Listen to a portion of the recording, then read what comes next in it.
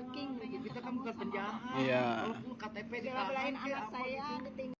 Mereka pengen bertemu dengan KDM dan berkeluh kesah atau meminta bantuan mungkin ya sama KDM, tapi ternyata tidak bertemu. Dan si bapak itu atau mereka itu kecewa karena tidak diberikan izin untuk beristirahat di lembur Pakuan. Makanya si bapak barusan bilang, kami itu bukan penjahat, kalau perlu ya KTP kami silahkan tahan gitu. Yang lucunya menurut saya orang-orang seperti ini tuh terkadang salah paham. Jadi di lembur Pakuan itu membuka pusat bantuan itu bukan untuk bertemu dengan KDM, tapi untuk menampung keluh kesah masyarakat, untuk membantu masyarakat. Dan yang kita tahu banyak sekali yang minta bantuan ke situ. Makanya setiap orang yang meminta bantuan tidak langsung ditangani hari itu juga.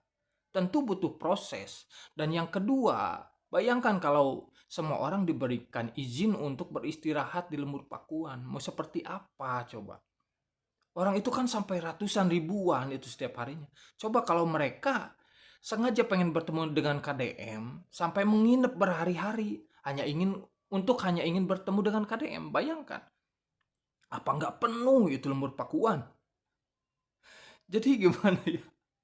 Sebelumnya untuk kalian yang belum mungkin ya atau yang pernah ke situ, ya jangan berpikirnya tuh jangan kalau kita ke situ tuh pasti bertemu dengan KDM, bukan. Dan kalau kita ke situ pasti keluhan kita langsung ditangani, jangan seperti itu. Karena kalau berpikiran seperti itu pasti akan kecewa. Jadi kalian tuh harus mikir juga. Bukan hanya kalian yang minta bantuan ke situ, bukan hanya kalian yang ingin bertemu dengan KDM. Dan KDM pun bukan orang yang setiap hari ada di rumah. Yang kita tahu dia itu sibuk keluyuran gitu kan. Nggak sibuk diam di rumah. Dan apalagi sudah malam hari coba. Kalaupun kita bertamu itu nggak sopan malam hari itu. Gubernur juga butuh istirahat, dia tuh bukan robot. Robot pun bisa ngeheng kalau kebanyakan dipakai. Jadi harus sadarlah. Jangan jangan merasa paling tertindas gitu loh.